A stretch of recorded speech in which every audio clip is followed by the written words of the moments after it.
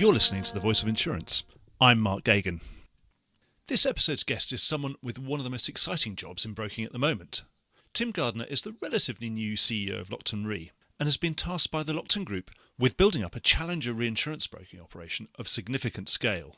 The MMC-JLT and now Aon-Willis M&A activity has given this venture a significant timing boost, and there is a palpable sense of a once-in-a-generation opportunity for independents to stake their claim on a share of this lucrative global market. I quizzed Tim on every aspect of his strategy to make Lockton Re a credible new player in the reinsurance broking space. He was clear and forthright in all his answers, so I commend this episode to anyone looking to get an inside view of the current reinsurance intermediary landscape. Before we get started, just a quick reminder that advertising slots are available here and in other places in the Voice of Insurance podcasts. Podcasting is the fastest growing medium and attracts a high quality audience of key decision makers. It's also an intimate medium where you, the listener, are right in the room with me and the interview subjects. Needless to say, that means it's a great way of getting your message out directly to an audience because you know you've got their full attention. It's also very cost effective. So get in touch with Mark at thevoiceofinsurance.com to find out how you could be speaking directly to the industry. How did you get into reinsurance, Tim?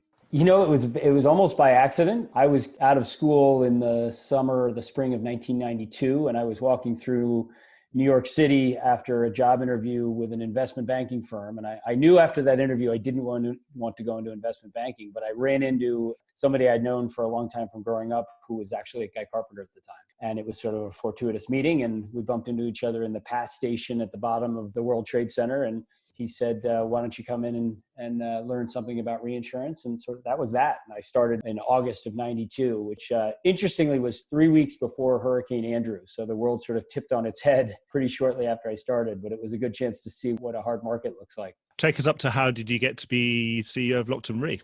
So I was 26 years at MMC. 22 of those years were at Guy Carpenter on the reinsurance side, and I did a 4-year stint at Marsh. So got a chance to see the big retail shop and learned a ton from that. But I actually was always excited and relished the opportunity to get back into the reinsurance business, which is a business that's just a little more near and dear to my heart. And I had about a year ago now, so it was March of 2019. I left Guy Carpenter. At the time I was running North America, and took on the opportunity to join Lockton. So yeah, just over a year it's been since I left. So Tim, now you've got your feet under the table. What's the vision? I'll start with sort of the specifics to Lockton piece of why we find it compelling. And then I think you have to gravitate towards the market as well, because I do think broker consolidation is a big part of the opportunity. But, Lockton, as you're probably aware, Mark, was really the last meaningful retail insurance broker without a global reinsurance presence. It doesn't mean they didn't have it. There was a London capability, and we were actually pretty deep in some of our core areas. So in the professional liability space internationally, in the international casualty space, we had a lot of expertise. But generally, as a broad and global reinsurance intermediary, they just hadn't built out that platform yet. So that was an incredibly compelling opportunity to think about partnering with a firm that had Lockton's brand and their reputation and their growth orientation, and all those were really intriguing and compelling. You add to that with the market dynamic, which was this constant consolidation, and really on the back of MMC-JLT, we saw a market need. That's obviously been doubled down with Aon-Willis Towers Watson. I think what we saw as a real tailwind before to build competing reinsurance broker capabilities, that tailwind is probably magnified dramatically as a result of the Aon. So is the strategy to go completely global and to do everything? I don't think there are areas at this stage where we would say never, but certainly, as you can appreciate, we need to phase our growth. The primary, I almost think about the business at this stage as there's a build up and a startup. London is really a build up. We had core capabilities. We had a strong team. We had a great stable of clients. So we're really building out those capabilities with hires and adding resources and adding some technology and innovation and investment into that business. And then the U.S. was effectively a startup. We had there were a couple of folks here for Lockton Re, but really we were starting with a relatively clean slate, and that meant building claims and accounting. That meant building actuarial cap modeling, It meant building all of the technology that we need to serve clients appropriately, and then obviously hiring sales and brokers. So both different trajectories, but proceeding at pace actually in both geographies, both the build. I mean, we are 104 people at Lockton Re today, and we were less than 50 when I got here. So the build out's been pretty dramatic and pretty quick. I think to your specific question, there are areas of the world that we'll move more slowly into for a whole host of reasons. And there are products that we'll probably move more slowly into for reasons. But our premise has primarily been we want to build property, casualty, professional capabilities at the core on a global basis so that we can accommodate the lion's share of what clients would be asking of us. But there are a number of other things. A lot of the specialty lines we're actively pursuing, whether that's retro and D&F, it could be marine, aviation, where we have some existing capabilities. Some of the specialty lines we continue to build at pace. And then others, we're going to wait and see if and when we can find the right teams. So much of what we're building is specific to culture. We are really focused on ensuring that we add people that fit within the way that we want to build the business and the way we want to serve clients. And that means very client-centric, very collaborative in our approach. We want to win as a team. We're going to approach new opportunities as a global team. And so the people that fit into that DNA for us, we're really interested in. And some of it is a function of we'll build into areas where we aren't currently playing when we can find the right individuals that fit that cultural. So in terms of your master plan, you're saying London and US, presumably North America, roll out first, and then what sort of year have you got penciled in for continental Europe and Asia? I don't know that I would peg it by year. We do have capabilities within Lockton currently on the facultative side in a lot of those geographies. And that's business that had been housed within the retail business. So we do have platforms. We are supporting those platforms with some of our technology and some of our client capabilities. So we can have a more cohesive and I think consistent client standard and client service capability across the globe. We can pursue a lot of opportunities from North America and from London. So I don't know that we're necessarily hindered to a great degree to serve continental European clients as an example. Now, just the reality is there are certain clients that they need boots on the ground in virtually every geography, and you need the 50 office global footprint to be able to serve those client needs. We understand that. Those aren't the places we're going to go immediately. Over time, perhaps, and we'll see how far the global expansion takes us. But we've got plenty to do, quite frankly, between North America and London as a start. So therefore, is it right to assume that a typical Lockton Re client is going to be smaller and medium sized sort of cedent? No, I don't think that's not our approach at all. And the reason why it's not, why we think the globals are such an interesting opportunity for us is really threefold. One, they tend to have really important relationships with Lockton, which means that the door is at least open to start a dialogue. Second, many of us, the people we've hired, largely came from the big brokers. So whether it's Guy Carpenter history, Aon history, Willis Re history, and those individuals have dealt with the largest brokers and are the largest buyers in the world. So we've got relationships there individually and collectively. And lastly, and maybe most importantly, our view has always been that if you can build capabilities and technology and insights to serve the biggest buyers of reinsurance, it has a cascading impact to the value you can derive and deliver to all the other segments across the universe. So our approach has really been build for the biggest and the most demanding. We know what good looks like in that space because we've all lived there. And then that has a cascading impact to other segments as we expand. But with those, say the top 10 buyers of reinsurance in the world over the last decade, they've all centralized their reinsurance buying often into one place. In order to service them, do you need to be a genuine global broker with boots all over the ground? Or are you saying that there are some specific things that you can do for them which are really based around your smarts and your insight? Yeah, I mean, I think that the biggest buyers are, if you can have full-fledged operations and capabilities in London and New York, you can take care of most of the largest buyers of reinsurance in the world. Where I think the geographic limitations that you were referring to earlier start to come into play is in places like Japan. You need a Japanese presence, and you need some longevity being in that market to be a credible player. And that's just not something that we're up and built for yet. So that's when I mean, I think about those as the constraints of some of the global expansion. The globals themselves, they, as you rightly point out, they've really consolidated purchasing. And those purchase points tend to sit in one of those two big geographies. It's either New York or US, I should say, and London. I'm presuming, is it right to presume, therefore, also in your growth plan, that it's likely to be mostly organic, given the labour force is being dislocated with large M&A between the top 4 reinsurance brokers that we've mentioned? Or is there actually possibility of M&A at all?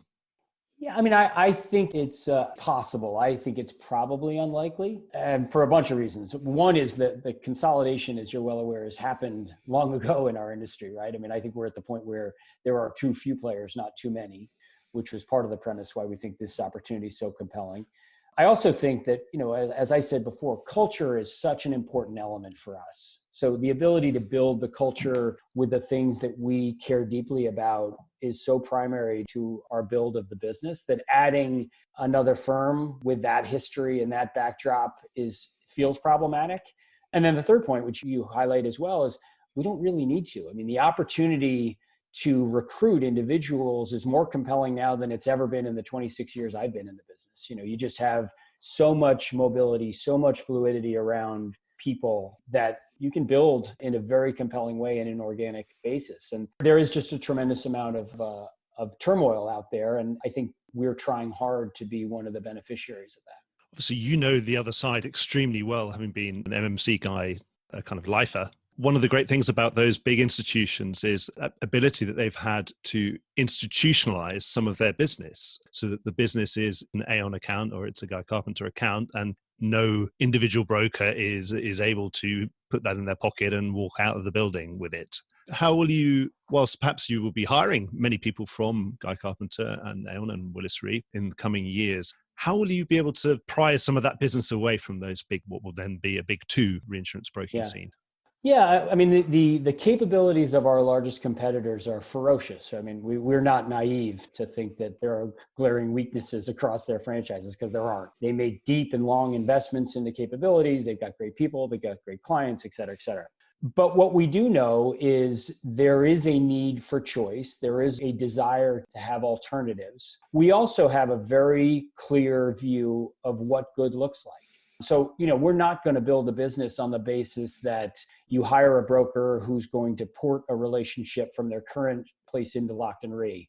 That's just not the culture we want to create. That's not the business model we want to create. What we want to find is people that are deeply expert in their domain, that think and act the way we want to act, which is collaborative, client-centric. And then we're going to invest to surround them with really compelling tools and analytical capabilities that allow us to differentiate ourselves. And our objective in all of this is to say to any client out in the world, all we would ask for is a chance.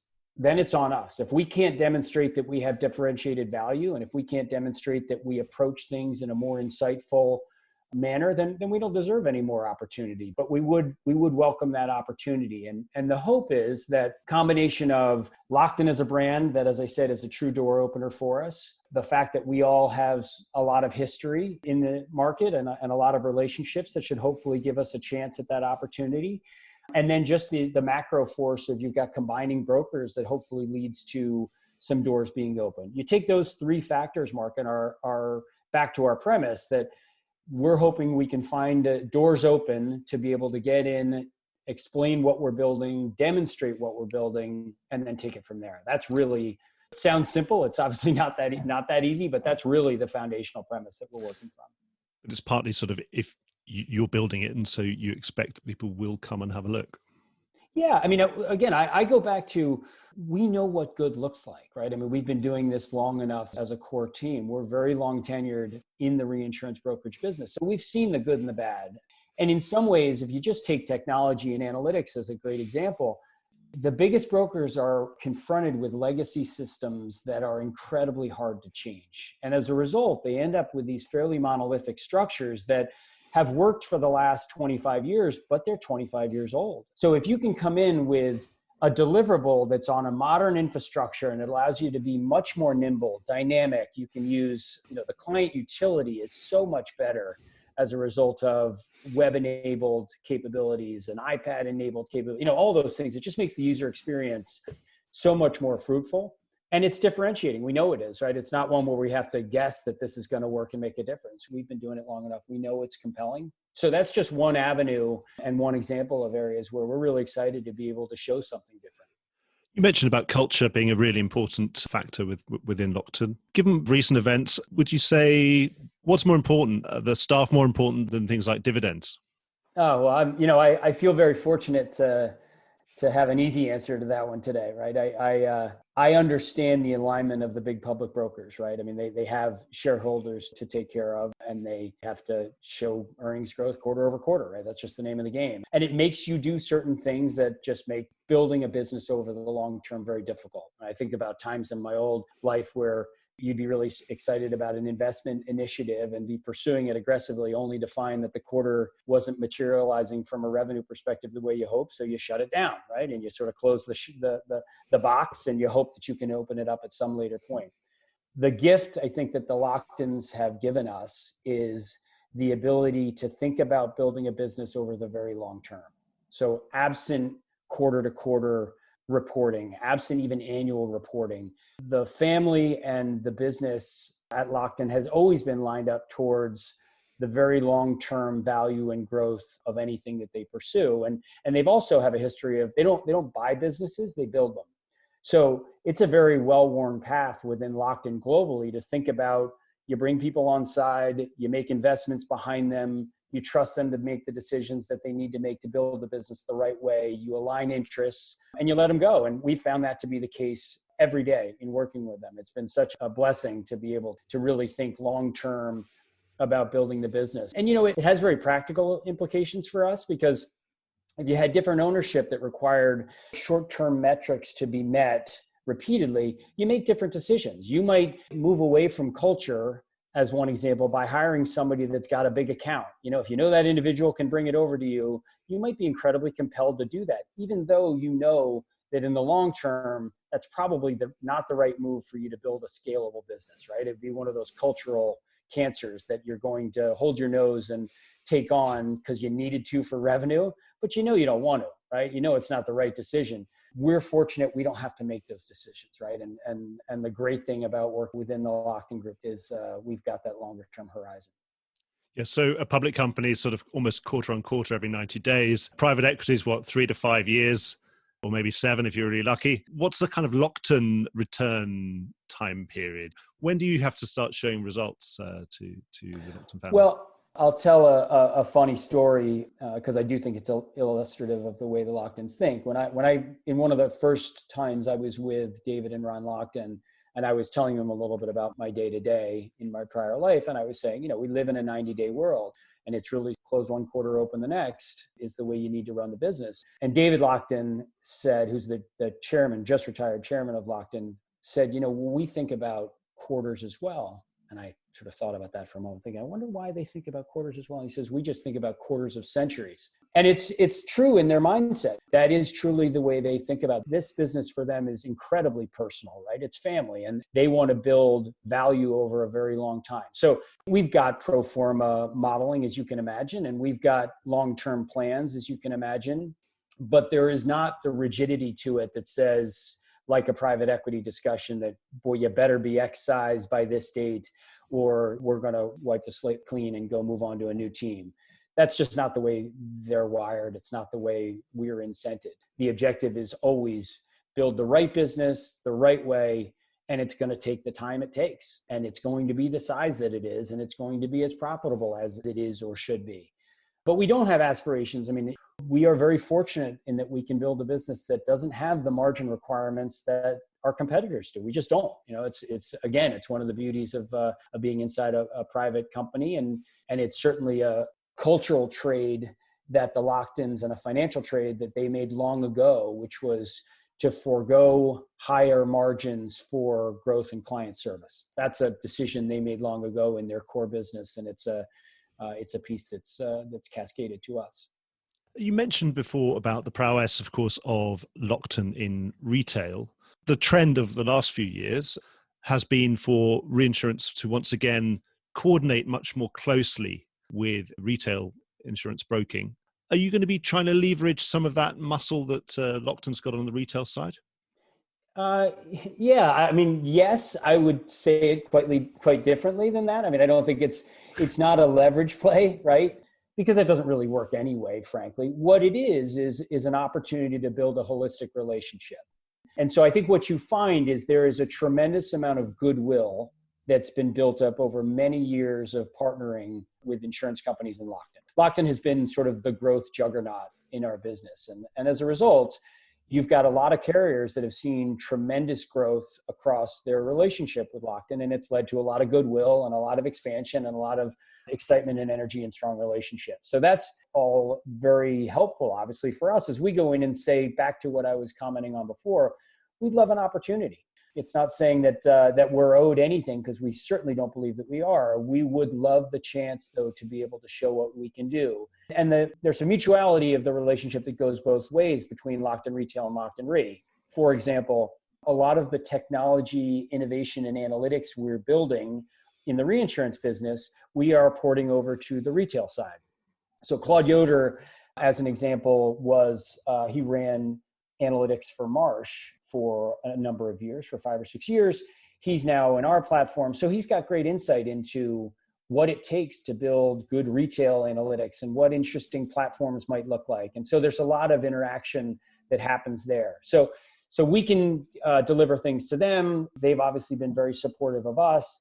And as respects client interaction, we can be very helpful to clients as they are looking for insight into Lockton as a retail business. So if a client is looking for ways to grow, we can give insight in terms of where the relationships reside, where Lockton is making primary investments for growth and how a carrier might align to that, where we're seeing particularly strong numbers and growth opportunities across the Lockton platform. Carriers can get insight into that. So there's a lot of organizational connection that can happen that has nothing to do with leverage or tying. It's just insight, right? And it's just an opportunity to communicate better. And our hope is through the role and the relationships that we have with the insurance companies, we can be that buffer at times, and we can be that conduit into better understanding Lockton and the retail business. And would you ever want to use that Lockton retail network? It's formidable. Would you want to be acting perhaps like a wholesaler, creating wholesale level products and then distributing them out to the retail network? Yeah, I mean, it's probably another topic we could dive into on another session. But yeah, I think the business was certainly trending more towards facilitization, and I don't mean that in the sense of some of the facilities that had been created, which were really only serving the brokers, right? There were sort of commission enhancement plays. I don't mean it in that sense. I mean, there are homogenous products, there are homogenous segments that do serve towards trying to get more focused in the distribution. And you don't necessarily need to take some of those more homogenous products and market them to 25 markets, right? That can be a 1 to 2 or a 1 to 3 type approach where you build a panel, but you do it where everybody wins. The client wins because they get efficiency, the broker wins because they get efficiency and maybe some additional commission, but only because they've created a process that's more streamlined. And the carriers gain a lot as well because, they're not having to compete for every single placement. They're on a panel where they're going to see a much bigger pipe of revenue opportunity being pointed at them. So I do think that's a trend that has certainly started in the industry. I think it will continue. We've got more immediate problems to sort of tackle at the moment, but I do think that's going to happen. And I think that surfaces, Mark, a lot with, or one of the requirements around that is the analytics, right? Is the opportunity to understand the portfolio characteristics, to understand the profitability, to understand the volatility. And so that's a nice combination of, I think, retail capabilities and reinsurance capabilities. And we certainly have every expectation that we're going to have that dialogue with our Lockton colleagues to see if there are opportunities to build things like that together. Well, Tim, you mentioned about the present, and the present is a time of COVID-19, and obviously we're on a web call I see you're in your man cave, I'm in a spare bedroom. How are your customers reacting to COVID-19, and what sort of advice are you giving them at this difficult time? Yeah, I mean, I think the reaction varies quite a bit, depending upon their involvement, depending upon their size, their scope, their scale, right? It's a pretty varied response. I think like the conversations that we've had with all, though, is as you enter difficult markets, which this inevitably will become, and frankly already is, I think it's very, very important that you have the right partners. And the right partners are ones that have some tenure, so they've sort of seen it before, right? I think you need level-headedness to be able to think about the right approach. And I think you need the right tools and capabilities to be able to navigate a lot of what's ahead of us, because it's going to get bumpy. There's no question. Certain lines of business are already constrained, and I think are going to get more constrained. But I always personally like those opportunities as a reinsurance broker, because I think it gives you an opportunity to differentiate yourself, right? When anything can get done, and when the market is incredibly soft, and you sort of pick a price and push it into the market, and leverage and will gets it completed. That's not the market we're in right now. This is one where I think you need to be more thoughtful. I think you need to be better prepared.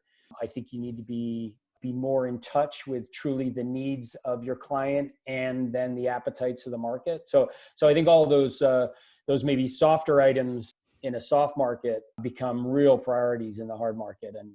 And we're excited by the people that we brought on board that bring, all of those capabilities. We're not an old business in the sense of Lockton Re, but we're a very old business in terms of we've got people that have decades of experience and have navigated difficult markets before. Well, great, Tim. I've come to the end of the list of my questions. I was just wondering if there's something you'd like to discuss that we haven't discussed yet. No, I don't think so. Thanks for doing this. I appreciate it. Well, thank you. No, thanks very much. I wish you all the best. Thanks so much. Voice of Insurance is produced by me, Mark Gagan. Music was written by Anna Gagan and produced by Carlos Gagan. Check out more podcasts and written comment pieces at www.thevoiceofinsurance.com.